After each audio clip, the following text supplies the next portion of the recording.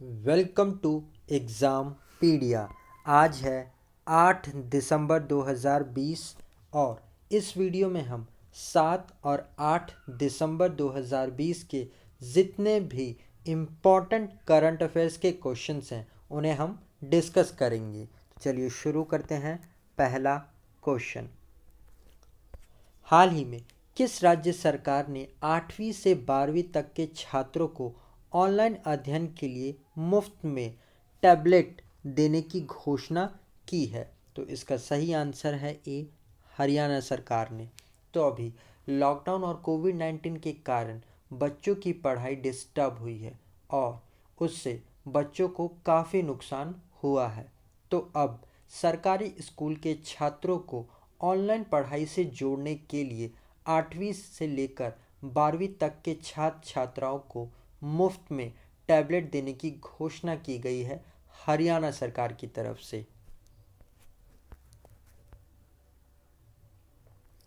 इससे आर्थिक रूप से पिछड़े जो भी परिवार हैं उनके बच्चे भी ऑनलाइन एजुकेशन से अपनी पढ़ाई को जारी रख सकेंगे।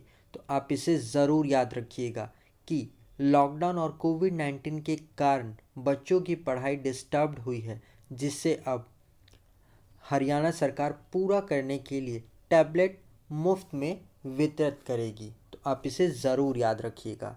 अब हम आगे बढ़ते हैं। हाल ही में किस राज्य का पहला 11.5 मेगावाट की बिजली संयंत्र यानी कि पावर प्लांट स्थापित किया जाएगा? तो इसका सही आंसर है बी, कर्नाटक में। तो अभी कर्नाटक के जो मुख्यमंत्री हैं बी.एस. येदियुरप्पा, उन्होंने बेंगलुरु के बिदादी में नगर पालिका कचरे पर आधारित 11.5 मेगावाट पावर प्लांट की आधारशिला रखी है। ये राज्य का अपनी तरह का पहला पावर प्लांट है जो नगर पालिका के 600 टन कचरे को 11.5 मेगावाट एनर्जी में बदल देगा। तो आप इसे ज़रूर याद रखिएगा। ये कर्नाटक राज्य का पहला 11.5 मेगावाट का पावर प्लांट है, जो कि अपने आप में बहुत इम्पॉर्टेंट क्वेश्चन है। तो आप इसे ज़रूर ध्यान रखिएगा। अब हम आगे बढ़ते हैं। हाल ही में कोलकाता में नवनिर्मित नेजाहत ब्रिज यानी नेजाहत पुल का नाम बदलकर अब क्या रखा गया है? तो इसका सही आंसर है सी, जय हिंद।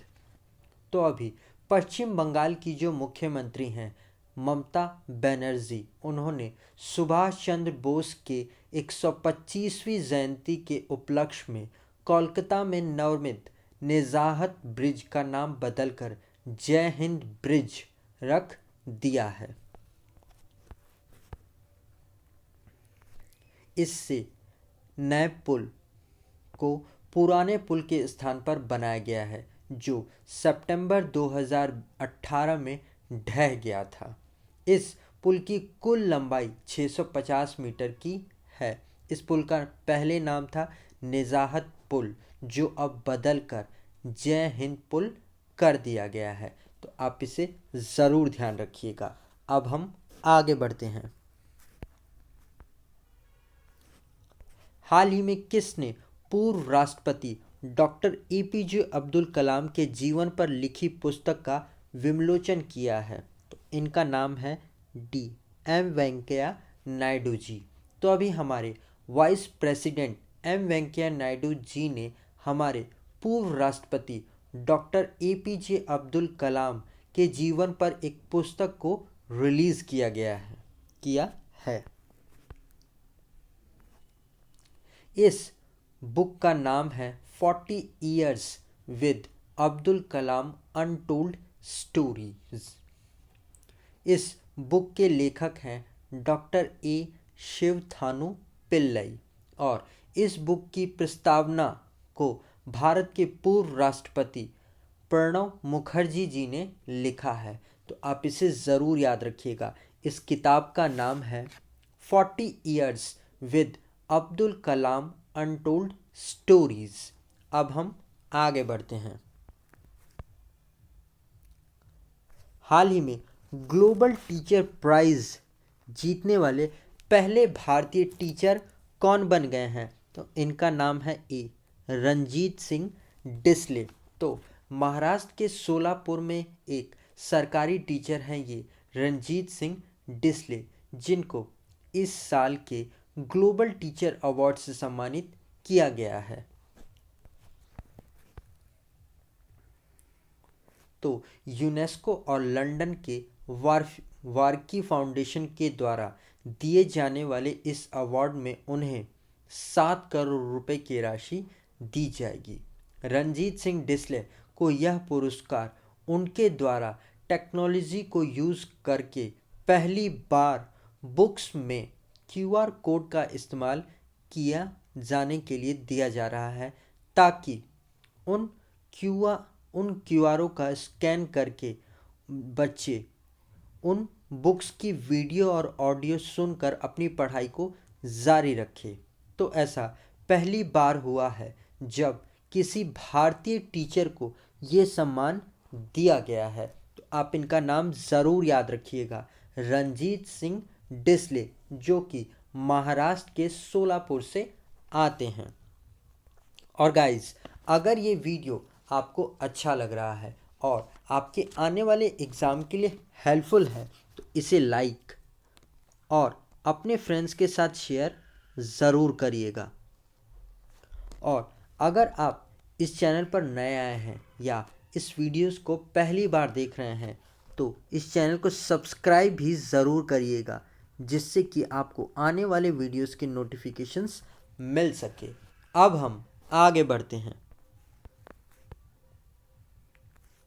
हाल ही में किस देश ने बंगाल के दक्षिणी पश्चिमी खाड़ी में निर्मित चक्रवात को बुरेवी नाम दिया है? तो इसका सही आंसर है बी मालदीव्स ने। तो बंगाल की खाड़ी में दक्षिण पश्चिम से उठा चक्रवाती तूफान जिसका नाम है बुरेवी,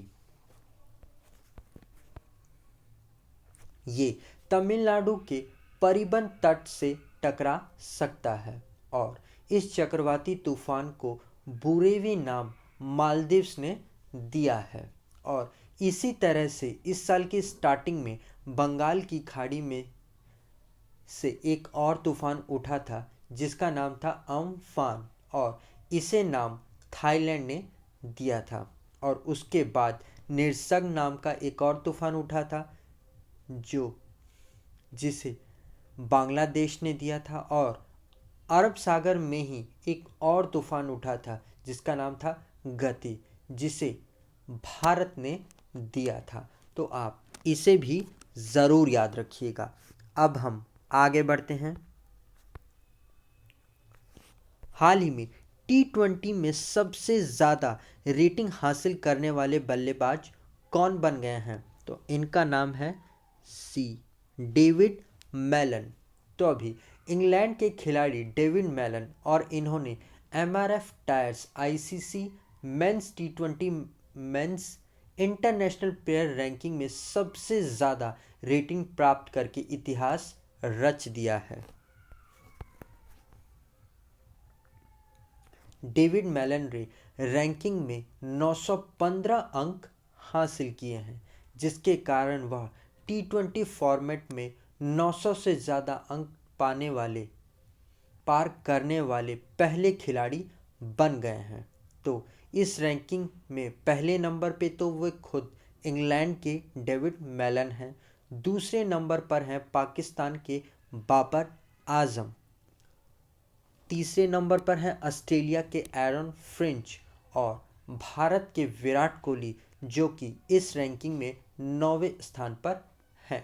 तो आप इनका नाम भी ज़रूर याद रखिएगा। अब हम आगे बढ़ते हैं। हाल ही में पेटा इंडिया ने किसे पर्सन ऑफ द ईयर चुना है?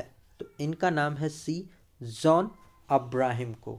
तो अभी पेटा यानी कि people for the ethical treatment of animal, जो कि जानवरों के हित के लिए काम करने वाली एक संस्था है, और इसी ने अभी जॉन अब्राहिम को पर्सन ऑफ द ईयर चुना है। जॉन अब्राहम को ये सम्मान जानवरों के प्रति अपना प्यार और उनके अधिकारों के बारे में बात करने के लिए दिया गया है। तो आप इनका नाम भी ज़रूर याद रखिएगा। हाल ही में हॉर्लिक्स प्रोटीन प्लस के ब्रांड एम्बेसडर कौन बने हैं? तो इनका नाम है डी अक्षय कुमार।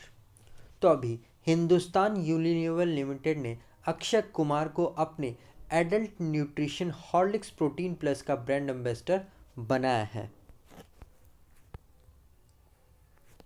तो अब अक्षय कुमार शहरों में युवाओं को रोज प्रोटीन का रूटीन बनाकर प्रोटीन की कमी को पूरा करने के लिए प्रोत्साहित करेंगे। तो आप इसे भी ज़रूर ध्यान रखिएगा। अब हम आगे बढ़ते हैं।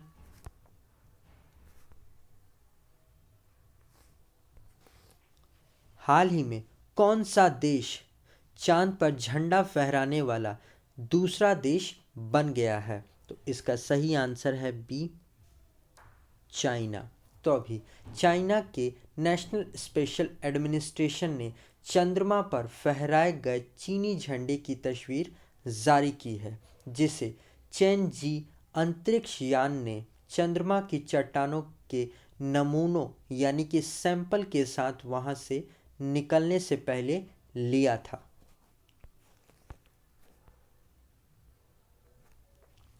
तो चाइना ऐसा करने वाला दुनिया का दूसरा देश बन गया है। इससे पहले अमेरिका ऐसा कर चुका है। अमेरिका ने करीब 50 साल पहले चंद्रमा पर अपना झंडा फहराने वाला पहला देश बना था और अब दूसरा चाइना बन गया है। तो आप इसे भी ज़रूर ध्यान रखिएगा। अब हम आगे बढ़ते हैं। तो गाइस, ये वीडियो आपको कैसा लगा आप कमेंट सेक्शन में लिखकर ज़रूर बताइएगा। और अगर अभी तक आपने इस वीडियो को लाइक और शेयर नहीं किया है तो आप जाने से पहले इसे लाइक और शेयर ज़रूर करते हुए जाइएगा। और अगर आप इस वीडियो का PDF लेना चाहते हैं तो आप हमारे टेलीग्राम चैनल से जुड़कर ले सकते हैं। आज के लिए इतना ही। Thanks for listening.